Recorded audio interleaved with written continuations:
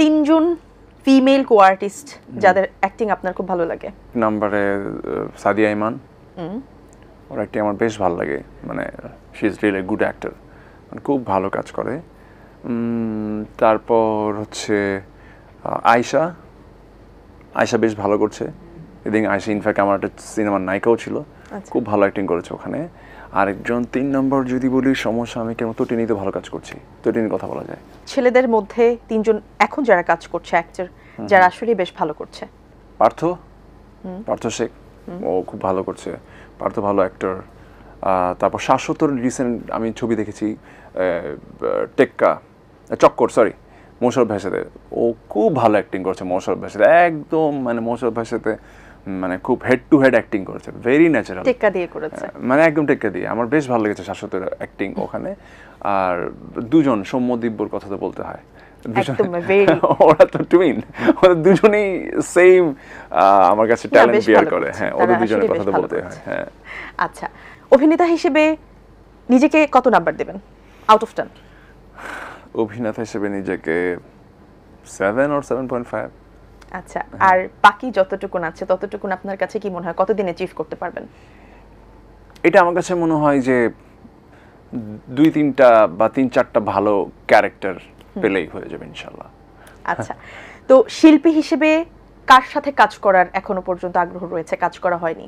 এখন পর্যন্ত অনেকের সাথেই কাজ করা হয় নাই, বাট আমার সাথে, আমার জয়াপার সাথে স্ক্রিন শেয়ার করার খুব ইচ্ছা আছে।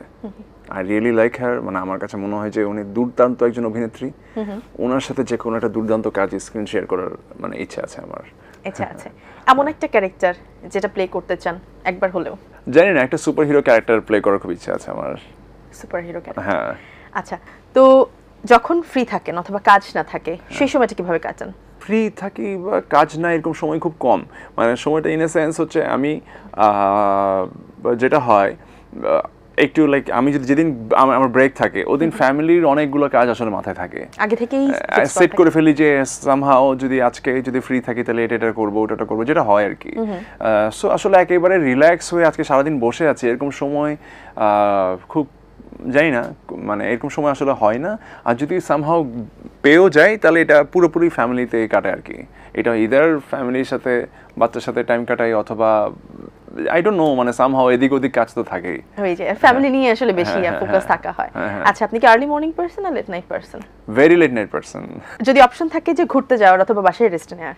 ইট ডিপেন্ডস, যদি দেখি যে না একটু লম্বা সময় আছে যে যাব ঘুরতে, ফিরে আসারও টাইম আছে, তাহলে ঠিক আছে। যদি এমন হয় যে না ভাই তাড়াতাড়ি যান, গিয়ে চলে আসেন, নো নিড, আমি বাসায় ঘুমাবো।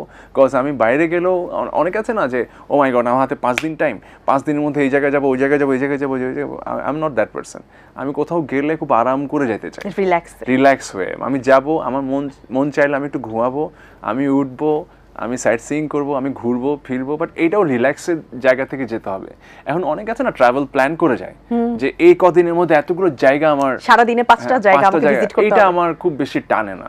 যেহেতু অনেক জায়গায় ঘোরা হয়েছে বাংলাদেশের মধ্যে, বাংলাদেশের কোন দর্শনীয় স্থানটা আপনার বেশি পছন্দের বা বেশি ভালো লেগেছে?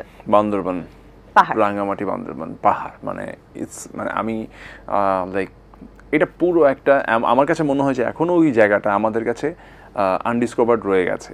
অনেক জায়গা আছে, মানে পুরো পার্বত্য চট্টগ্রামে যে জায়গাটা মানে আমাদের জন্য খুবই প্রেশিয়াস হতে পারে আর কি। হ্যাঁ, আমার মনে হয় সেটা না হয় বেটার, কারণ আমরা বাঙালিরা আসলে কোনো একটা জায়গা পেলে সেটাকে এমন ভাবে ঘষে নষ্ট করি। এটা তো ট্রু, বাট আরেকটা জিনিসও হতে হবে যে মানে লাইক আপনি যেটা বলেন 100% রাইট, আমরা তাই আসলে জায়গাগুলো নষ্ট করে ফেলি, দ্যাটস ট্রু।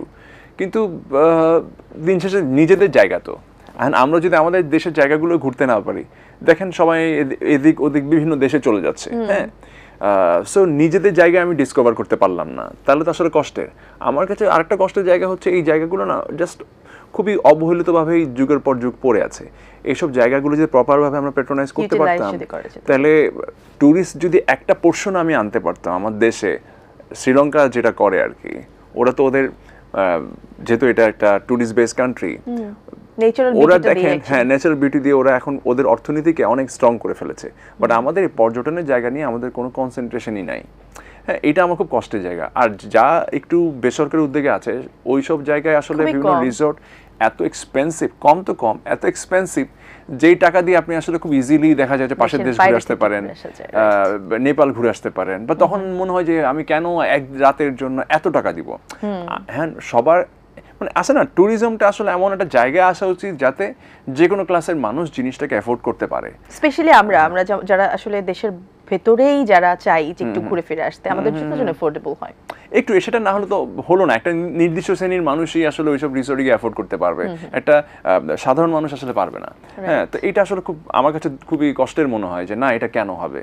আর তাছাড়া এমনিতে তো সুযোগ সুবিধা নাই, সো এই কারণে মনে হয় যে অনেক অনেক জায়গা আছে। পাহাড় আমার ভালো লাগে বলে বান্দরবনের কথা বললাম, ইনফ্যাক্ট অনেক জায়গা দেশের আছে। বাইরে এমন কোনো জায়গা যেটা আপনার আসলে খুব ভালো লেগেছে? থাকে না অনেক জায়গায় ঘুরতে গেলেও কোনো একটা জায়গা মনে হয় যে না খুব কাছের, বা এই জায়গাটা যদি আরেকবার যেতে পারি। কাছের বিষয়টা না, বাট অসম্ভব ভালো লেগেছে যদি বলি, বা আমি অস্ট্রেলিয়া গিয়েছিলাম। It's such a beautiful country, মানে এত সুন্দর সুন্দর জায়গা, মানে এত সুন্দর সুন্দর বিচ, অবাক করা বিষয় ওখানে কোনো মানুষ নাই এইসব বিচে। ওখানে পশু পাখি আমাদের আমাদের এক দিয়াবাড়ির লেকের পারে যে পরিমাণ হাজার হাজার মানুষ, আমাদের তো অপশন নাই ভাই, আমাদের তো ঘুরতে যাওয়ার জায়গা নেই।